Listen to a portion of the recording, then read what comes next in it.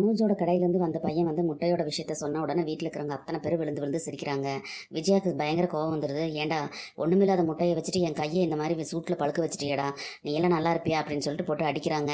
அதையும் பார்த்து எல்லாருமே சிரிக்கிறாங்க. அப்புறம் அவங்கவுங்க வேலையை பார்க்குறதுக்கு போயிடுறாங்க. அங்கே ஸ்ருதி ரவியோட ரூம்பு காமிக்கிறாங்க. ஸ்ருதிக்கு வந்து ஒரு ஃபோன் வருது. எடுத்து பேசிட்டு ஓகே ஓகே ஏன் நான் வந்துடுறேன் அப்படின்னு சொல்லி சொல்கிறாங்க. ரவி இன்னைக்கு ஈவினிங் நீ ஃப்ரீ தானே அப்படின்னு சொல்லி கேட்குறாங்க. ஆமாம் ஏன் என்ன விஷயம் அப்படின்னு சொல்லி கேட்குறாரு.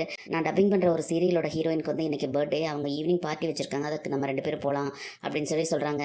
உன்னோட ஃப்ரெண்டு தானே, நீ போய்க்கோ, அங்கெல்லாம் ஏன் என்ன கூப்பிட்ற அப்படின்னு சொல்லிட்டு ரவி கேட்குறாரு. நான் வந்து உன்னை பற்றி நிறைய அவங்க கிட்ட சொல்லியிருக்கேன், அதனால் உன்னை பார்க்கணும்னு சொல்லி அவங்க ஆசைப்பட்றாங்க அப்படின்னு சொல்லிட்டு ஸ்ருதி சொல்கிறாங்க. அதை கேட்டோன்னே நான் என்ன அவ்வளோ பெரிய செலிபிரிட்டியாக என்ன, நான் எதுக்கு அங்கெல்லாம் வரணும் அப்படின்னு சொல்லிட்டு அவர் கேட்குறாரு.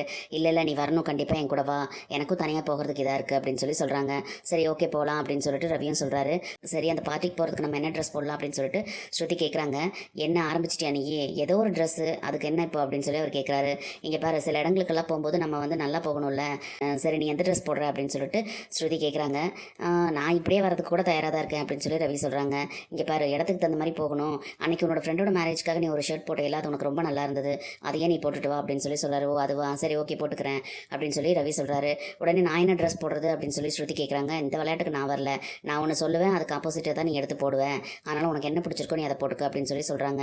அதை கேட்டுட்டு ஓ அப்படியா அப்படின்னு சொல்லிட்டு 2 பேரும் செல்லமாக சண்டை போட்டுட்டு இருக்காங்க. அந்த நேரம் பார்த்து கரெக்டாக ரவிக்கு வந்து கால் வருது. ஃபோனை எடுத்துட்டு உடனே ரவி வந்து கட்டல்லேருந்து துள்ளி குதிச்சு அந்த பக்கம் போகிறாரு. ரவி இப்போ எதுக்கு எந்திரிச்சு அந்த பக்கம் போகிறேன், நீத்து தானே கால் பண்ணுறா அப்படின்னு சொல்லிட்டு ஸ்ருதி கேட்குறாங்க. இப்படி கரெக்டாக கண்டுபிடிச்சிட்டேன் அப்படின்னு சொல்லும்போது அவள் ஃபோன் பண்ணாவே நீ இந்த மாதிரி தானே பண்ணிக்கிட்டு இருக்க இப்பெல்லாம் அப்படின்னு சொல்லிட்டு ஸ்ருதி சொல்கிறாங்க.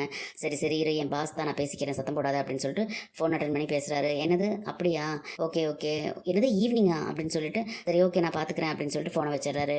என்னவா அவளுக்கு அப்படின்னு சொல்லி ஸ்ருதி கேட்குறாங்க. பர்த்டே பார்ட்டிக்கு நீ போகணும்னு சொன்னேல, அது நீயே போயிட்டு வந்துறேன் அப்படின்னு சொல்லி ரவி சொல்கிறாரு. என்ன விளையாடுறியா, இப்போ தானே வரேன்னு சொன்னேன் அப்படின்னு சொல்லி ஸ்ருதி கேட்குறாங்க. இல்லை ஹோட்டலில் வந்து ஒரு அவசரமாக வேலை இருக்குன்னு சொல்லிட்டு நீத்து தான் கால் பண்ணாங்க அப்படின்னு சொல்லிட்டு சொல்கிறாரு. வர முடியாதுன்னு சொல்ல வேண்டியதானே அப்படின்னு சொல்லி ஸ்ருதி கேட்குறாங்க. ஒர்க்கிங் டைமிங்கில் இந்த மாதிரி ஒரு ஆர்டர் இருக்குது வாங்க அப்படின்னு சொல்லி சொல்கிறாங்க.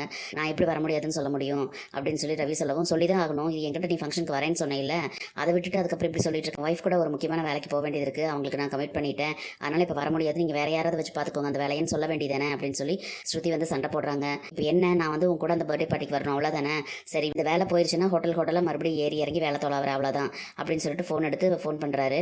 உடனே கோவம் வந்து ஸ்ருதி வந்து அந்த ஃபோனை பிடிங்கிடுறாங்க. அப்படி ஒன்றும் எனக்காக நீ வேலையை விட்டுட்டெல்லாம் வர வேண்டிய அவசியம் இல்லை, நீ உன் வேலைக்கே போய்க்கோ, நீ போய் உன் வேலையவே பாரு ஹோட்டலில், நானும் இந்த ஃபங்க்ஷனுக்கு போகல அப்படின்னு சொல்லி சொல்கிறாங்க. எனக்கு விட்டு நீ எதுக்கு போகாமல் இருக்கணும், உன்னோட ஃப்ரெண்டு கூப்பிட்டாங்கல்ல, நீ ஹாப்பியாக போயிட்டு வா, இன்னொரு நாள் கண்டிப்பாக இந்த மாதிரி ஃபங்க்ஷனுக்கு நான் கூட வரேன் அப்படின்னு சொல்லி சமாதானம் பண்ணுறாரு ரவி. சரின்னு சொல்லிட்டு 2 பேரும் அவங்கவுங்க வேலையை பார்க்க போயிடுறாங்க. ஒரு பெரிய ஹோட்டலில் வந்து பார்ட்டி நடக்குது, அதை காட்டுறாங்க. அங்கே வந்து ஒரு கார் வந்து நிற்கிது. அந்த காரில் பார்த்தீங்கன்னா ரவியும் நீத்துவும் வந்து இறங்குறாங்க. உடனே ரவி இருந்துட்டு நீத்து நீங்கள் உள்ளே போங்க, நான் எல்லாம் எடுத்துகிட்டு வர சொல்லிடுறேன் அப்படின்னு சொல்லிட்டு அவர் வந்து எடுத்துகிட்டு வந்திருக்க ஆர்டர்லாம் கொண்டுட்டு உள்ளே வராரு. ஆனால் அங்கே உள்ள பார்த்தீங்கன்னா ஏற்கனவே வந்து ஸ்ருதி அங்கே வந்திருக்காங்க. ஏன்னா அந்த பர்த்டே பார்ட்டி கொண்டாட போகிற பொண்ணே வந்து அந்த சீரியலோட ஹீரோயின் தான். அந்த ஹீரோயினுக்கு தான் வந்து ஸ்ருதி டப்பிங் கொடுக்குறாங்க, அதுக்காக தான் அவங்களை கூப்பிட்டுருப்பாங்க. பர்த்டே பொண்ணு வந்து ஸ்ருதியை வந்து அவங்க அம்மாவுக்கு இன்ட்ரடியூஸ் பண்ணுறாங்க. இவங்க தான் எனக்கு டப்பிங் கொடுக்குறவங்க, இவங்க பேர் ஸ்ருதி அப்படின்னு சொல்லி சொல்கிறாங்க. ஓ நீ தானம்மா அது, என் பொண்ணோட வாய்ஸை விட உன்னோட வாய்ஸ் தான் ரொம்ப நல்லா இருக்கு, உன் வாய்ஸ் தான் வந்து என் பொண்ணுக்கு நல்லா மேட்ச் ஆகுது அப்படின்னு சொல்லி சொல்கிறாங்க. உடனே அம்மா என்ன சொல்கிறீங்க அப்படின்னு சொல்லிட்டு அந்த பொண்ணு வந்து சொல்லிட்டு, ஆனால் நிஜம்தான், எங்கே போனாலும் நான் வந்து என்னோட ஓன் வாய்ஸில் பேசினா உங்களுக்கு என்ன தொண்டை கட்டிடுச்சா, உடம்பு சரியில்லையா அப்படின்னு சொல்லி கேட்குறாங்க. உங்கள் வாய்ஸ் தான் எனக்கு அவ்வளோ ஆப்டாக இருக்குது, அதனால தான் நான் கமிட் ஆகிற எல்லா சீரியல்லையுமே வந்து முதலே சொல்லிடுறேன், உங்களோட வாய்ஸ் தான் எனக்கு வேணும்னு சொல்லிட்டு, உங்கள் வாய்ஸ் எனக்கு அவ்வளோ பொருத்தமாக இருக்குது ஸ்ருதி அப்படின்னு சொல்லி சொல்கிறாங்க. ரொம்ப தேங்க்ஸ்ங்க அப்படின்னு சொல்லி ஸ்ருதி சொல்கிறாங்க. சரி ஓகே வாங்க என்னோட ஃப்ரெண்ட்ஸ் எல்லாம் இன்ட்ரடியூஸ் பண்ணுறேன் அப்படின்னு சொல்லிட்டு ஸ்ருதிக்கு வந்து அவங்களோட ஃப்ரெண்ட்ஸ் எல்லாம் இன்ட்ரடியூஸ் பண்ணுறாங்க. சரி நீங்கள் பேசிட்டு இருங்க, நான் வந்துடுறேன் அப்படின்னு சொல்லிட்டு அவங்க போகிறாங்க.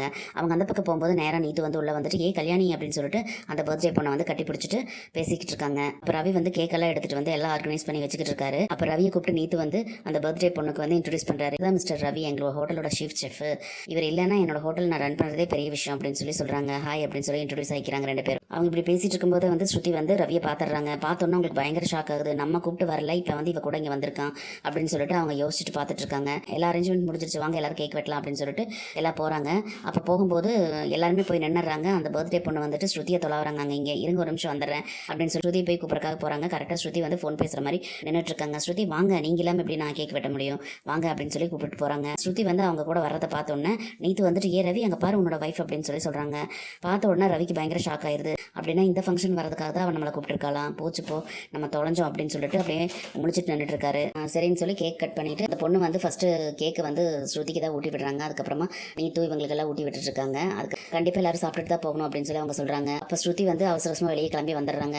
வெளியே ஸ்ருதி போறதை பார்த்துட்டு பின்னாலே ரவி வந்துட்டு ஸ்ருதி நில்லு அப்படின்னு சொல்லி சொல்றாரு. எதுக்கடா இப்போ என் கை பிடிக்கிற விடு, இதுதான் வந்து நீ வந்து ஹோட்டலில் வேலை இருக்குன்னு சொல்லி போற லட்சணமா அப்படின்னு சொல்லி ஸ்ருதி கேட்குறாங்க. இங்கே பாரு, இந்த ஃபங்க்ஷன் தான் நீயும் வருவேன்னு சொல்லி எனக்கு தெரியாது, இந்த ஃபங்க்ஷனுக்கு தான் நானும் வர போறேன்னு எனக்கு தெரியாது, இந்த மாதிரி பர்த்டே ஃபங்க்ஷன் இருக்கு, அதுக்கான இதெல்லாம் நம்ம செய்யணும்னு சொல்லிட்டு நீத்து சொன்னாங்க, அதனால தான் நான் வந்தேன் அப்படின்னு சொல்லி சொல்லும்போது, யார்கிட்ட இதெல்லாம் போய் சொல்லிக்கிட்டு இருக்க, இதெல்லாம் நம்புற மாதிரியே இல்லை அப்படின்னு சொல்லிட்டு ஸ்ருதி கேட்குறாங்க. நீ என்ன டெலிவரி பாய் வேலையா பார்த்துட்டு இருக்க, நீ ஷெஃப் தானே, அப்போ நீ கிச்சனில் தானே இருக்கணும் அப்படின்னு சொல்லி ஸ்ருதி கேட்குறாங்க. இங்கே பாரு, என்னோட ஓனர் வந்து என்ன நம்பி இந்த பொறுப்பை கொடுத்துருக்காங்க, நீத்து வந்து இந்த பிசினஸ்க்கு புதுசு, அதனால தான் வந்து நான் கூட இருந்து எல்லாமே பார்க்க வேண்டியது இருக்கு அப்படின்னு சொல்லிட்டு ரவி சொல்றாரு. நானும் கொஞ்ச நாளாக பார்த்துக்கிட்டு தான் இருக்கேன், நீ அவ கூடயே சுற்றிக்கிட்டு அவளுக்கு இம்பார்ட்டன்ஸ் கொடுத்துட்டு தான் இருக்கேன், எனக்கு தெரியாதுன்னு நினச்சிட்டு இருக்கியா அப்படின்னு சொல்லி ஸ்ருதி கேட்குறாங்க.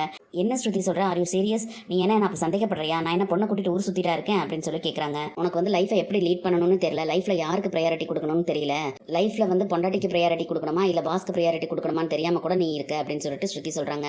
உடனே ரவிக்கு கோவம் வந்துருது. நான் ஒன்றும் பாஸ்க்கு ப்ரையாரிட்டி கொடுக்கல, என்னோட ஜாப்க்கு தான் நான் ப்ரையாரிட்டி கொடுக்குறேன் அப்படின்னு சொல்லி சொல்றாரு.